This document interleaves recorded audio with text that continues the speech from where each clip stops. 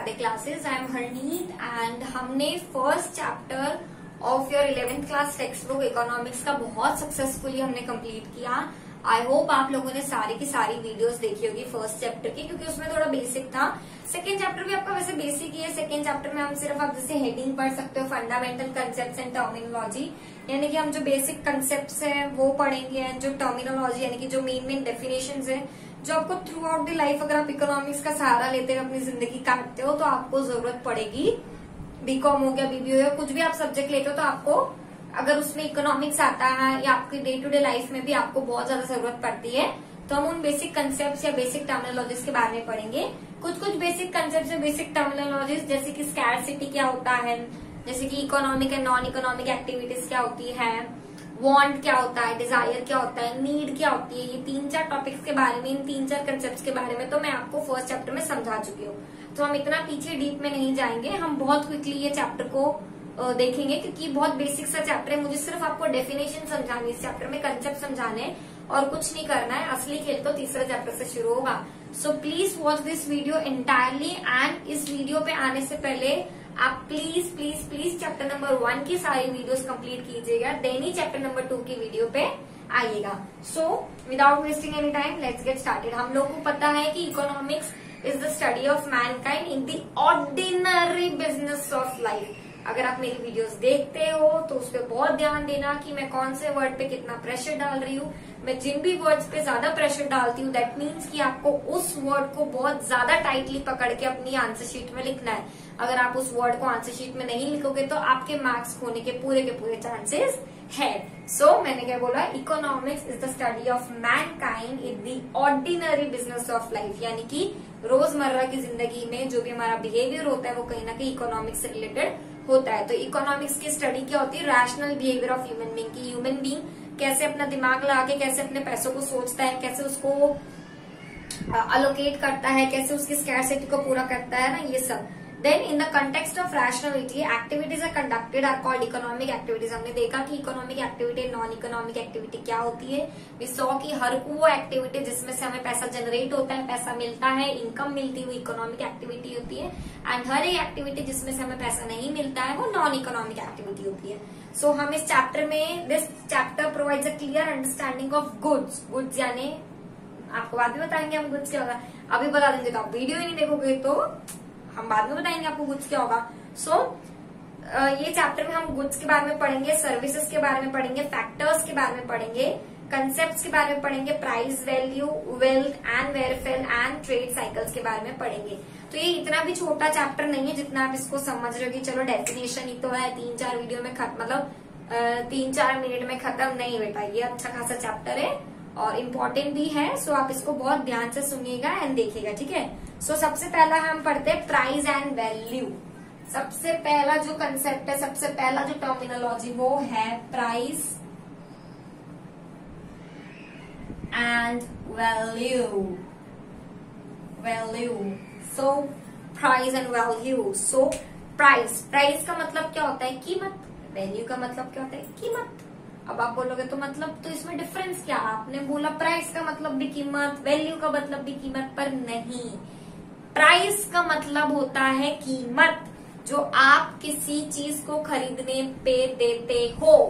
Value का मतलब होता है उसकी असली कीमत की वो आपके लिए कितनी इम्पोर्टेंट है। ये एक मार्कर की वैल्यू अगर 20 रुपए है दैट मीन्स इसकी प्राइस 20 रुपए है, इसकी वक्त नहीं है 20 रुपए।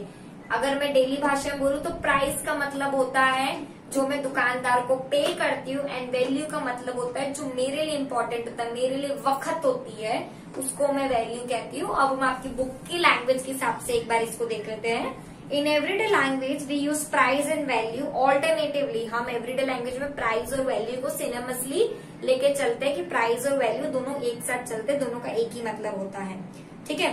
For instance we make statements like this good is expensive, this good is valuable. ये बहुत महंगी गुड है, ये बहुत एक्सपेंसिव है, मतलब ये इतनी ही कीमती होगी। सही बात है, पर अगेन वही चीज है कि हमें उस चीज की वैल्यू नहीं पता है। मुझे इस मार्कर की कीमत नहीं पता है, मुझे इस मार्कर की प्राइस नहीं पता है कि 10 रुपए का है कि 20 रुपए का है। पर मेरे लिए बहुत ज्यादा इंपॉर्टेंट है। मेरे को इस अंगूठी की कीमत नहीं पता है, प्राइस नहीं पता है, पर मुझे इसकी वैल्यू पता है। सो वहां पे जाके कहीं ना कहीं इसका जो डिफरेंस है वो अटक जाता है प्राइस एंड वैल्यू के बीच में। This good has high price. When these statements are made, they are made without a difference. So the concepts of value and price is different, and it is necessary to understand the concept of value. Price और value दोनों अलग अलग concept है। अगर हम economics की भाषा और इकोनॉमिक्स के नजरिए से सीखते हैं, सबसे पहले हम वैल्यू क्या होता है उसके बारे में जानेंगे, फिर हम प्राइस पे आते हैं। So value can be understand by 2 points, value of use and value of exchange. हम वैल्यू को 2 तरह से पढ़ेंगे, एक यूज वैल्यू और एक एक्सचेंज वैल्यू। प्राइस को समझने से पहले हम वैल्यू के कंसेप्ट को क्लियर रखेंगे, एंड वैल्यू के कंसेप्ट को हम 2 कंसेप्ट में से पढ़ेंगे, एक यूज वैल्यू और एक exchange value. So let's get started with the use value. Use value मतलब it is determined by the usefulness of a commodity to a consumer. मतलब अगर ये एक मार्कर है तो इस मार्कर को इसकी कीमत अलग होगी। हम कीमत के बारे में तो हम पढ़ ही नहीं रहे, हम वैल्यू के बारे में पढ़ रहे हैं। तो इस मार्कर की मेरे लिए क्या वैल्यू है, वो उसको कहते हैं यूज वैल्यू। कि वो कितने अलग अलग तरीकों से, मैं इसको स्लेट से ड्रॉ कर रही हूँ, मैं इसे पेपर पे ड्रॉ कर रही हूँ, इसको मार्कर बोर्ड पे ड्रॉ कर रही हूँ, मैं आपको इससे ड्रॉ करके इसको लिखवा के आपको लेक्चर समझा रही हूँ, तो मेरे लिए उसकी इतनी वैल्यू है। और एक्सचेंज वैल्यू मतलब मैं अगर इसको एक्सचेंज करती हूँ तो मुझे सबसे बेस्ट एग्जांपल हमारा मोबाइल फोन। हमारा मोबाइल फोन हमारे लिए कितना वैल्यू है यूज वैल्यू के हिसाब से, वो हमें उसकी यूज वैल्यू से पता चलता है कि हमारा मोबाइल फोन हमारे लिए कितना जरूरी है। ठीक है, पर मैं उसको जब एक्सचेंज करने चाहती हूँ तो वो कितना है। फॉर एग्जाम्पल मेरे पास जो भी करंट फोन है वो मैंने 11,000 में लिया था, 1.5 साल हो गए, एंड अब अगर मैं उसको एक्सचेंज कराने जा रही हूँ अमेजोन या फ्लिपकार्ट पे तो मुझे सिर्फ 4,400 मिल रहे हैं। मतलब उसकी कीमत कितनी थी, 11,000 रुपए मैंने उसके लिए पे किया है। उसकी यूज वैल्यू क्या है कि मेरे लिए वो कितना इंपॉर्टेंट है, मैं उससे कितने अपने कामकाज कर पा रही हूँ, मैं रिकॉर्डिंग उससे कर पा रही हूँ, मैं अपना पूरा सोशल मीडिया उससे हैंडल कर पा रही हूँ, मैं अपनी पढ़ाई उससे कर पा रही हूँ, एक्सेट्रा एक्सेट्रा। ठीक है, मैं लोगों को पढ़ा पा रही हूँ, तो वो उसकी use value. And exchange value मतलब कि मुझे उसके एक्सचेंज में कितना पैसा रिटर्न में मिल रहा है, दैट इज कि मुझे सिर्फ अगर 4,000 रुपए उस फोन के बदले में मिल रहा है, दैट इज उसकी एक्सचेंज वैल्यू। यहाँ पे आई hope I am very clear with the use value and exchange value. Next is relationship between use and exchange value. अभी इन दोनों के बीच में, use value and exchange value के बीच में डिफरेंस क्या होता है, मैं इसको बहुत ही क्विक तरीके से समझाऊंगी। बुक में से रीडिंग करने की जिम्मेदारी आपकी है। कोई भी डाउट्स होगा you can directly contact us, right. So use value and exchange value में डिफरेंस क्या होता है। अब मोबाइल अगर मैंने 11,000 रुपए का खरीदा था, अब उसकी कीमत सिर्फ 4,000 रुपए आ रही है एक्सचेंज में, दैट मीन्स कि 7,000 रुपए का उस पर डेप्रिसिएशन लग चुका है। अब आप तो 11th में, आपको तो डेप्रिसिएशन का भी मतलब नहीं पता। सो सुनिए, इसको वैसे मत लीजिएगा, बट हाँ ऑब्वियसली अभी आप धीरे धीरे अकाउंट में पढ़ेंगे। डेप्रिसिएशन मतलब कि मैं कोई भी नवी चीज खरीदती हूँ, उस पे कुछ टाइम बाद उसकी कीमत कम हो जाती है। अगर मैंने 10,000 का फर्नीचर खरीदा है, मैं उसको अगर 10 दिन बाद भी बेचने जाऊंगी तो मुझे पूरे 10,000 रुपए नहीं मिलेंगे। दैट मीन्स कि उस पर्टिकुलर चीज पे आपका डिप्रिसिएशन लगता है। अब जब आपकी किसी वैल्यू कम होती है तो उसको हम डिप्रिसिएशन लगना कहते हैं। सो अगर किसी कमोडिटी की हाई यूज वैल्यू होती है तो जरूरी नहीं है कि उसकी एक्सचेंज वैल्यू भी हाई हो। मतलब कि अगर मैं इस फोन से हजारों काम कर पा रही हूँ तो इस फोन की कीमत अगर 11,000 रुपए, इसका मतलब ये नहीं कि मैं अगर इसको एक्सचेंज कराने जाऊंगी तो भी मुझे 11,000 ही मिलेंगे। दैट मीन्स कि जो उसकी यूज वैल्यू है जरूरी नहीं है कि वो एक्सचेंज वैल्यू से हायर हो। एक्सचेंज वैल्यू हमेशा कम ही होती है in most of the cases. कभी आपने देखा नहीं होगा कि आप अपनी कोई पुरानी चीज बेच रहे हो ना, आपको जितने में आपने खरीदी थी उससे डबल उसका पैसा मिल रहा है, ऐसा कभी होता नहीं है। But if a commodity has high exchange value then it is sure it has some use value. पर अगर आप किसी चीज की हाई एक्सचेंज वैल्यू देखते हो, दैट मीन्स कि उसकी बहुत इंपॉर्टेंट यूज वैल्यू है। ठीक है, अब आपकी बुक में इसकी कुछ एग्जाम्पल्स दिए, वो आपकी जिम्मेदारी है पढ़ने की। Next is price. If a commodity is exchanged for money, then such monetary value is termed as price. सीधी सी बात, मैंने कहा था ये 20 रुपए का मार्कर है, इसकी कीमत 20 रुपए, मतलब मैं ये मार्कर खरीद के आ रही हूँ, इसके बदले में दुकानदार को 20 रुपए दे रही हूँ। दैट मीन्स कि इस मार्कर की कीमत, इस मार्कर की प्राइस 20 रुपए है, प्राइस वो चीज होती है जो मैं कोई गुड्स या सर्विसेज खरीद रही हूँ, यूज कर रही हूँ, और उसके बदले में मैं जो इंसान को पैसा दे रही हूँ उसको मैं प्राइस बोलती हूँ।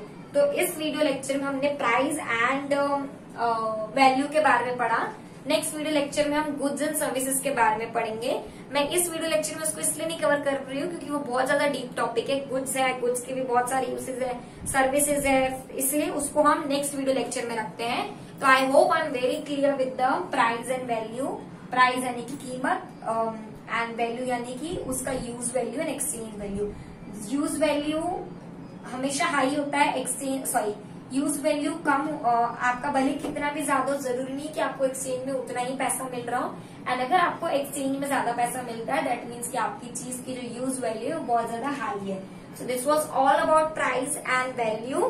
बेसिक कंसेप्ट है बट बहुत इंपॉर्टेंट है अगर हम इकोनॉमिक्स के लैंग्वेज में देखें। तो I hope I am very clear with it. Will see you in the next video lecture with goods and services. Till then, thank you.